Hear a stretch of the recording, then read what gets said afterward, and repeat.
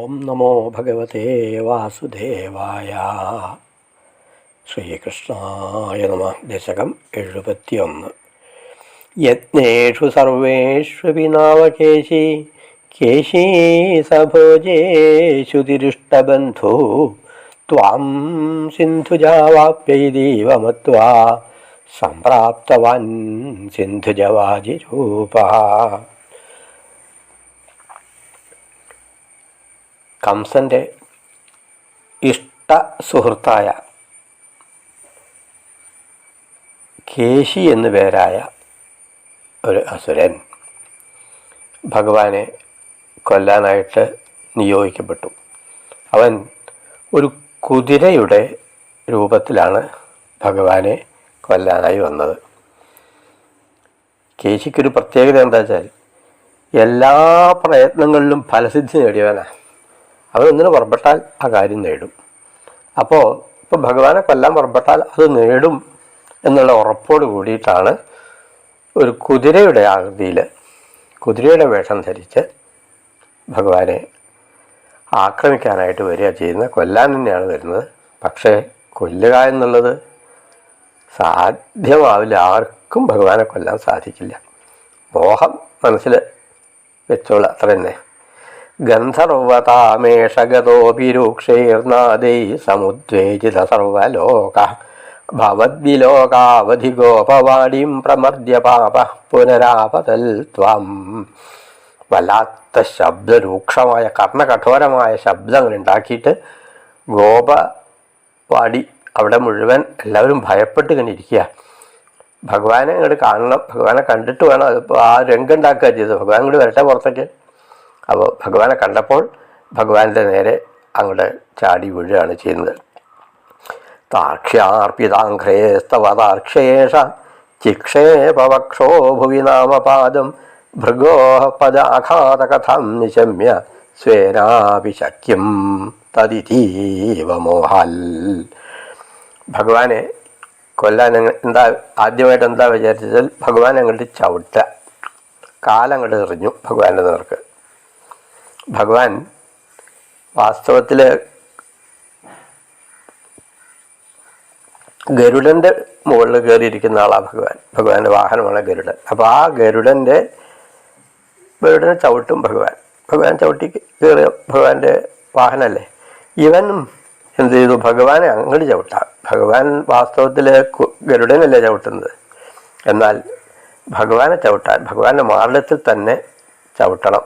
അതാണ് അവൻ്റെ ഉദ്ദേശം. കാലം അങ്ങോട്ട് എറിയുക ചെയ്യുന്നത്. ഭൃഗോഹ പദ ആഘാതകഥാം നിശമ്യ. ഭൃഗു മഹർഷി പണ്ട് ഭഗവാന്റെ മാറിലെത്തി ചവിട്ടിയിട്ടുണ്ട്. അപ്പോൾ തനിക്കും സാധിക്കും എന്നാണ് അവൻ്റെ ഒരു മോഹം. ഭൃഗു മഹർഷി ആ കഥയൊക്കെ നമുക്ക് വരുന്നുണ്ട്. ആ സമയത്ത് അത് അനുസ്മരിക്കാം. ഭൃഗു മഹർഷി എന്താ ചെയ്തത്? ഭഗവാനെ ചവിട്ടി എന്നുള്ളൊരു ഭാഗമുണ്ട്. അപ്പോൾ ആ കഥ ഒന്ന് സൂചിപ്പിക്കുക. അതുപോലെ തനിക്കും സാധിക്കും എന്ന് വിചാരിച്ച് ഭഗവാനെ ആക്രമിക്കാൻ പുറപ്പെട്ടു. കാലുകൊണ്ട് എറിയുക ചെയ്ത്. ഭഗോപദ ആഘാതകഥാം നിശമ്യ സ്വേനാഭിശക്യം തദിതീവ മോഹൽ. ചിക്ഷേപ വക്ഷോഭുവ്യം നാമപാദം. ഭഗവാന്റെ മാറിടത്തിലേക്ക് തന്നെയാണ് കാല് വയ്ക്കാൻ ശ്രമിക്കുന്നത്. പ്രവഞ്ചയന്നസ്യ ഖുരാഞ്ജലം ദ്രാഗ് അമും ചിക്ഷേപിത ദൂരദൂരം സമൂർച്ഛിതോപിഹ്യതിമൂർച്ഛിതേന ക്രോധോഷ്മണാ ഖാദിതുമാദ്രുതസ്ത്വം. ക്രോധോഷ്മണാ ഖാദിതും ആദ്രുതസ്ത്വം. ഭഗവാൻ കാലിൻ്റെ ചവിട്ട് ഇങ്ങോട്ട് വരുന്ന കണ്ടപ്പോൾ ഒഴിഞ്ഞു മാറി ഭഗവാൻ. ആ കാലും ഇങ്ങോട്ട് പിടിച്ച് അവനെ ദൂരത്തേക്ക് അങ്ങോട്ട് എറിഞ്ഞു. അപ്പോൾ അത് മോഹാത്സ്യപ്പെട്ട് വീഴുക ചെയ്യുന്നത്. വീണാലും ബോധം പോയ മാതിരി ആയിട്ടുണ്ടെങ്കിലും രോഷം ദേഷ്യം അങ്ങോട്ട് വന്ന് ഇന്നങ്ങനെ വലിച്ചെറിഞ്ഞില്ലേ, അങ്ങോട്ട് ചവിട്ടാൻ വിചാരിച്ചു. പക്ഷേ ഇങ്ങോട്ട് കിട്ടി മരണത്തിൻ്റെ വക്കിലെത്തിയെങ്കിലും വർദ്ധിച്ച ശക്തിയോടുകൂടിയിട്ടാണ് അവൻ പിന്നെ എഴുന്നേൽക്കാൻ. സമൂർച്ഛിതോപിഹ്യതിമൂർച്ഛിതേന ക്രോധോഷ്മണ ഖാദിതുമാദ്രുതസ്ത്വം. ദൂരത്തേക്കാണ്ട് എറിഞ്ഞു. പക്ഷേ ഇനി അവൻ ഭഗവാനെ കടിക്കാൻ വേണ്ടിയിട്ട് ഇങ്ങോട്ട് വന്നു എന്നാണ്. ദേഷ്യം വല്ലാതെ ഇനി ഭഗവാനെ കടിക്കാൻ വേണ്ടി പാഞ്ഞു വന്നു. അപ്പോൾ ഭഗവാൻ എന്താ ചെയ്തത് എന്നാണ് ഇനി അടുത്ത ശ്ലോകത്തിൽ. ത്വം വാഹദണ്ഡേ കൃതധീശ്ച വാഹാദണ്ഡം യഥാ തസ്യ മുഖേ തദാനിം തദ്വൃദ്ധിരുദ്ധശ്വസനോ ഗതാസു സപ്തീഭവൻ അപ്യയമൈക്യമാകൽ. കയ്യ് വായ പൊളിച്ചു വരുന്ന ആ കേശിയുടെ വായയിലേക്ക് ഭഗവാൻ കൈ അങ്ങോട്ട് വെച്ചു കൊടുത്തു. കൈ അങ്ങോട്ട് വെച്ചു കൊടുത്തു തന്നെയല്ല, അതിൻ്റെ ഉള്ളിൽ വായയുടെ ഉള്ളിൽ കൈ എത്തിയപ്പോൾ അതങ്ങോട്ട് വലുതായി വല്ലാതെ വലിപ്പം വെച്ചു. വായ കൊള്ളാതെയായി. അപ്പോൾ ശ്വാസം മുട്ടി ആ കേശി എന്ന അസുരൻ ഭഗവാനാൽ കൊല്ലപ്പെട്ടു. ഭഗവാൻ അവനെ കൊന്നു. അങ്ങനെ കേശിവധം കഴിഞ്ഞു. കേശിവധം കഴിഞ്ഞപ്പോൾ ദേവന്മാർ സ്തുതിക്കുന്നതാണ് ഇനി അടുത്ത ശ്ലോകത്തിൽ. ആലംബമാത്രേണ പശോസുരാണാം പ്രസാദകേ നൂത്നൈവാശ്വമേധേ കൃതേ ത്വയാ ഹരുഷവശാൽ സുരേന്ദ്രാ ത്വാം തുഷ്ടുവോ കേശവനാമധേയം. കേശിയെ കൊന്ന സന്തോഷത്താൽ ദേവന്മാർ ഭഗവാനെ സ്തുതിച്ചു. ഒരു പേരും കൊടുത്തു. പുതുതായിട്ടൊരു പേര് ഭഗവാന് കിട്ടി. കേശവൻ എന്ന പേര് ഭഗവാന് കിട്ടി. തന്നെയല്ല, അവർ സ്തുതിച്ചപ്പോൾ അവർ ഭഗവാനോട് പറയുക, ഭഗവാനെ വളരെ നന്നായി ഈ കാര്യം, ഈ അസുരനെ കൊന്നു. ഇതൊരു പുതിയ രീതിയിലുള്ള ഒരു അശ്വമേധയാഗമാണ് ഇപ്പോൾ ഭഗവാൻ നടത്തിയത്. കുതിരയെ കൊന്നു. കുതിരയെ കൊല്ലുക എന്ന് മാത്രമേ ഇവിടെ ഉണ്ടായിട്ടുള്ളൂ. അശ്വമേധയാഗത്തിൽ വേറെ പല കാര്യങ്ങളുമുണ്ട്. ഇവിടെ കൊല്ലുക എന്നുള്ള ഒരു കാര്യം മാത്രം ചെയ്ത് പുതിയതായിട്ടുള്ള ഒരു രീതി, പുതിയതായിട്ടുള്ള അശ്വമേധയാഗം ഭഗവാൻ ആരംഭിച്ചു എന്ന് പറഞ്ഞ് ഭഗവാനെ സ്തുതിക്കുകയാണ് ചെയ്യുന്നത്. ഇവിടെ ഈ കേശവനാമധേയം കിട്ടി എന്ന് പറയുന്നു. മറ്റത് ഭട്ടതിരിപ്പാടിൻ്റെ ഒരു വ്യുൽപ്പത്തി, പാണ്ഡിത്യം പ്രകടമാക്കുന്നതാണ്. ഇത് അശ്വമേധയാഗം, പദങ്ങളുടെ പ്രയോഗം. ആ ഒരു കാര്യം കൂടി സ്മരിച്ച് എപ്പോഴും ഭക്തിയിൽ കൂടെ പറഞ്ഞ് കൂട്ടത്തിൽ തൻ്റെ പാണ്ഡിത്യം കൂടി ഭട്ടതിരിപ്പാട് ഇവിടെ വ്യക്തമാക്കുകയാണ് ചെയ്യുന്നത്. പിന്നെ ആ കേശവനാമധേയത്തിൽ അറിയപ്പെട്ട ഭഗവാൻ ഇവിടെ ഒരു സ്തുതിയും കൂടി കേൾക്കുകയാണ്. ആ സ്തുതി ചെയ്യുന്നത്, സാക്ഷാൽ സ്തുതിക്കുന്നത് നാരദ മഹർഷിയാണ്. കംസായത്തെ ശൗരി സുതസ്ത്വമുക്ത്വാ തം തദ്വധോൽക്കം പ്രതിരുധ്യവാച പ്രാപ്തേന കേശിക്ഷപണാവസാനേ ശ്രീനാരദേന ത്വമവിഷ്ടുതോ ഭൂ.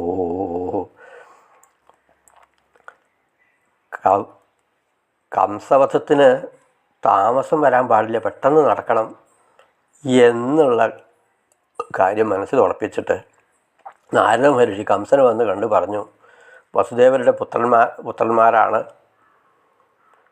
കൃഷ്ണൻ, രാമൻ, ഇവർ നന്ദഗോപരുടെ വസതിയിലാണുള്ളത് എന്നൊക്കെ പറഞ്ഞപ്പോൾ കംസന് ദേഷ്യം വന്നു. അപ്പം തന്നെ കൊല്ലാം, വസുദേവരെ കൊല്ലാൻ പുറപ്പെട്ടു. അത് വേണ്ട, അത് ഭഗവാൻ തന്നെ വേറെ സന്ദർഭത്തിലൊക്കെ ചെയ്തോളൂ. ഇപ്പോൾ വേണ്ടത് വസുദേവരെ കൊല്ലല്ല, രാമകൃഷ്ണന്മാരെ കൊല്ലണം.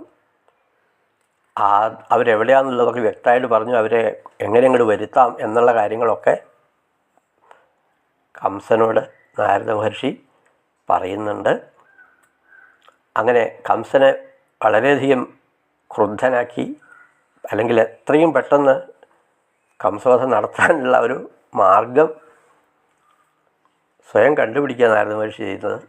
അങ്ങനെ ആ കാര്യം കഴിഞ്ഞ് കംസനായിട്ടുള്ള കൂടിക്കാഴ്ച കഴിഞ്ഞ് ഭഗവാനെ കാണാനായിട്ട് അമ്പാടിയിലേക്ക് വരികയാണ്, വൃന്ദാവനത്തിലേക്ക് വരികയാണ് നാരദ മഹർഷി. കണ്ടാൽ സ്തുതിച്ചു. കേശവധം കഴിഞ്ഞ ഭഗവാനെ സ്തുതിച്ചു. ഞാനിങ്ങനെ ചില കാര്യങ്ങളും കൂടി ചെയ്തിട്ടുണ്ട് എന്ന് ഒന്ന് സൂചിപ്പിക്കുകയും ചെയ്ത് ഭഗവാനെ സ്തുതിച്ച് സന്തുഷ്ടനായി നിൽക്കുന്ന ഭഗവാനെയാണ് നമ്മൾ കാണുന്നത്. കഥാപി ഗോപൈ സഹകാനനാന്തേ നിലായന ക്രീഡനലോലുപം ത്വാം മയാത്മജ പ്രാപദുരന്തമായോ വ്യോമാഭിതോ വ്യോമചരോപരോധി. പിന്നെ കേശിവധം കഴിഞ്ഞിട്ട് പിന്നെ വേറൊരു അസുരൻ, അവൻ മയൻ്റെ പുത്രനാണ്. വ്യോമൻ എന്നാണ്, വ്യോമാസുരനാണ്, ദേവന്മാരുടെ ശത്രുവാണ്. ഇവൻ ഭഗവാനെ കൊല്ലാനായിട്ട് വരുന്നു. അവൻ സ്വീകരിച്ച മാർഗവും കാപട്യം നിറഞ്ഞ ഒരു മാർഗം തന്നെയാണ്. നേരിട്ടൊന്നും ആക്രമിക്കാൻ സാധിക്കില്ല. അപ്പോൾ എന്താ ചെയ്യുക? ഏതെങ്കിലും വളഞ്ഞ വഴിയിൽ ഭഗവാനെ കൊല്ലാൻ നോക്കുക. ഇവിടെ നിലായന ക്രീഡനലോലുപം ത്വം, അവൻ വന്ന സമയത്ത് ഇവിടെ കണ്ട കാഴ്ച, ഇവിടെ ഒരു കളി ഇങ്ങനെ നടക്കുക. എന്താ കളി? ഒളിച്ചു കളിയാണ്. വെച്ചാൽ കള്ളനും കാവൽക്കാരനും, ഇങ്ങനെ രണ്ട് കൂട്ടരാണ് വേണ്ടത്. കള്ളൻ എന്ത് ചെയ്യുക? മോഷ്ടിക്കുക, കക്കുക. എന്തിനാണ് കക്കേണ്ടത്? ആടുമാടുകളുണ്ട്, പശുക്കളൊക്കെ കട്ടുകൊണ്ട് പോകാൻ. ഈ കാവൽക്കാരോ അത് കണ്ടുപിടിക്കുക, എന്നിട്ടത് ഇല്ലാതാക്കുക. ഇങ്ങനെ രണ്ട് കൂട്ടരാണുള്ളത്. അപ്പോൾ ഈ രണ്ട് കൂട്ടർ, ഒരു കൂട്ടർ കള്ളൻ, മറ്റേ കൂട്ടർ കാവൽക്കാർ. പിന്നെ വേറൊരു കൂട്ടരോടും വേണം. കട്ട് കൊണ്ടുപോകണ്ടേ? കള്ളന്മാരെന്താ ചെയ്യേണ്ടത്? കട്ട് കൊണ്ടുപോകണം. കട്ട് കൊണ്ടുപോകുന്ന ആരെയാ? ആടുമാടുകളെ. അപ്പോൾ അതിന് പകരം കുട്ടികൾ തന്നെ മൂന്നായിട്ട് അങ്ങോട്ട് തിരിഞ്ഞു. ഒരു കൂട്ടർ കള്ളന്മാർ, മറ്റു കൂട്ടർ പശുക്കുട്ടികളോ അല്ലെങ്കിൽ ആടുമാടുകളോ എന്താ വെച്ചാൽ അത്, മറ്റവരോ കണ്ടുപിടിക്കുന്നവർ, കാവൽക്കാർ. അപ്പോൾ ഇങ്ങനെയുള്ള കളി, ബഹു രസമായുള്ള കളി കണ്ടപ്പോൾ ഇവൻ എന്ത് ചെയ്തു? വ്യോമാസുരൻ ഇതിലങ്ങോട്ട് കൂടാൻ തീരുമാനിച്ചു. ഈ കളിയിൽ അങ്ങോട്ട് ചേരുക, ഗോപബാലന്മാരുടെ വേഷത്തിൽ ചേരുക. ഇതാണ് വ്യോമാസുരൻ കണ്ടുപിടിച്ച മാർഗം. സചോരപാലായിതവല്ലവേഷു ചോരായിതോ ഗോപശിശൂൻ പശുംശ്ച ഗുഹാസു കൃത്വാ പിതഥേ ശിലാഭിത്വയാ ച ബുദ്ധ്വാ പരിമർദ്ദിതോ ഭൂൽ. ഈ ഗോപന്മാരുടെ കൂട്ടത്തിൽ ചേർന്ന വ്യോമാസുരൻ ഏതാ ചെയ്ത്? കള്ളന്മാരെ പിടിക്കുന്ന ആൾ ആയിക്കോട്ടെ, രക്ഷകനായിട്ട് ഇവൻ ചെയ്ത പണി ഇങ്ങനെ ചെന്നിട്ട് ഗോപന്മാരെയും പശുക്കളെയൊക്കെ ഗുഹയിൽ ഒളിപ്പിക്കുക. കള്ളനാണ് അവൻ. അപ്പോൾ ഒളിപ്പിക്കാനുള്ള പരിപാടിയിൽ അങ്ങനെ എല്ലാവരും പിടിച്ച് അടച്ച് ഗുഹയിൽ അടച്ച് കല്ലുകൊണ്ട് മൂടി. ഇത് ഭഗവാൻ മനസ്സിലായി. അങ്ങനെ ഭഗവാൻ ദേഷ്യത്തോടു കൂടി വന്ന്, നീ ഇപ്പോൾ എൻ്റെ കൂട്ടുകാരും പശുക്കളെയൊക്കെ കൊല്ലുകയാണല്ലേ, അവനെ ഇങ്ങനെ വിട്ടാൽ പറ്റില്ല. അവൻ്റെ ലക്ഷ്യം മുഴുവൻ ആയില്ല. ഇവരെങ്ങനെ കൊന്നിങ്ങനെ കൊണ്ടുവരിക, അടയ്ക്കുക. ഭഗവാനെയും കൂടി കൊല്ലണം. അവിടെ എത്തിയില്ല. അതിന് മുമ്പ് ഭഗവാൻ ഇവനെ കൊന്ന് ആ അസുരൻ്റെ ഉദ്യമം നിഷ്ഫലമാക്കുകയാണ് ചെയ്തത്. പിന്നെ ഭഗവാന്റെ ഇതൊരു കളി. ഇനി പല കളികൾ. ഏവം വിധൈശ്ചാത്ഭുത കേളിഭേദൈ ആനന്ദമൂർച്ഛാമതുലാമ്രജസ്യ പദേ പദേ നൂതനയന്ന സീമാം പരാത്മരൂപിൻ പവനേശ പായാ. ഇങ്ങനെ പുതിയ പുതിയ ഓരോരോ കളികളിൽ ഏർപ്പെട്ടിട്ട് ആ ഗോകുലത്തെ ആകെ ആനന്ദമൂർച്ചയിലെത്തി അത്യധികം ആഹ്ലാദ ഭരിതരാക്കി സന്തോഷത്തോടു കൂടി അവിടെ അങ്ങനെ കഴിഞ്ഞുകൂടുകയാണ്. അങ്ങനെ ആനന്ദ പരവശരായി കഴിയുന്ന ഭഗവാനും കൂട്ടരും എൻ്റെ കാര്യം കൂടി രക്ഷിക്കണേ, എൻ്റെ കാര്യം കൂടി ഒന്ന് ശ്രദ്ധിക്കണേ, ഗുരുവായൂരപ്പ പവനേശ രക്ഷിക്കണേ എന്ന് പറഞ്ഞിട്ട് ദശകം സമർപ്പിക്കുകയാണ് ചെയ്യുന്നത്. ഇവിടെ നമ്മൾ കാണുന്ന ഒരു കാര്യം, ഈ 2-3 ദശകങ്ങളിലായിട്ട് അസുരന്മാരിങ്ങനെ വരുന്ന വർദ്ധിത വീരന്മാരായിട്ട് വന്ന് അവർ വളരെ പെട്ടെന്ന് തന്നെ അവരെ ആഗ്രഹം സാധിക്കാതെ അവർ തന്നെ കൊല്ലപ്പെടുന്ന ഒരു കാഴ്ചയാണ് നമ്മൾ കണ്ടത്. ആദ്യമായിട്ട് ഈ ദേവാസുരന്മാർ യുദ്ധം, അത് പഴയ കഥയാണ്. ഇവിടെ ഈ അസുരന്മാർക്ക് ജയമാണ് ഉണ്ടായിക്കൊണ്ടിരിക്കുന്നത്. ദേവന്മാർ ആണെച്ചാൽ അവർ തോൽക്കുക. ഭഗവാന്റെ ആശ്രയം, ഭഗവാൻ ആശ്രയിക്കുകയാണ്. ആ ആശ്രയം അവർക്ക് എപ്പോഴും ഉണ്ടാവുന്നുണ്ട്. അസുരന്മാരൊക്കെ വളരെ വേഗത്തിൽ നിഗ്രഹിച്ചു പോരുന്നു. ഭഗവാനെ കൊല്ലാനായിട്ടാണ് ഒരു കൂട്ടർ വരുന്നത്. മറ്റുള്ളവർ ആവട്ടെ അസുരന്മാരാണ്, ദേവന്മാരുടെ ശത്രുക്കളുമാണ്. ഏതായാലും വന്നവർക്കെല്ലാം മോക്ഷം നൽകുകയാണ്. മോക്ഷണാർത്ഥോവതാര. ഭഗവാന്റെ അവതാര ലക്ഷ്യം എന്താണ്? എല്ലാവർക്കും മോക്ഷം കൊടുക്കുക. നല്ലവനോ ചീത്തവനോ ഒന്നുമില്ല. ആരാണോ ഭഗവാന്റെ അടുത്തേക്ക് വരുന്നത് കണ്ണ് ചിമ്മി അവർക്ക് മോക്ഷം കൊടുക്കുന്ന പ്രത്യേകമായൊരു അവതാരമാണ് ഈ കൃഷ്ണാവതാരം എന്ന് സ്മരിക്കുന്നു. സർവത്ര ഗോവിന്ദനാമ സങ്കീർത്തനം. ഗോവിന്ദ ഗോവിന്ദ.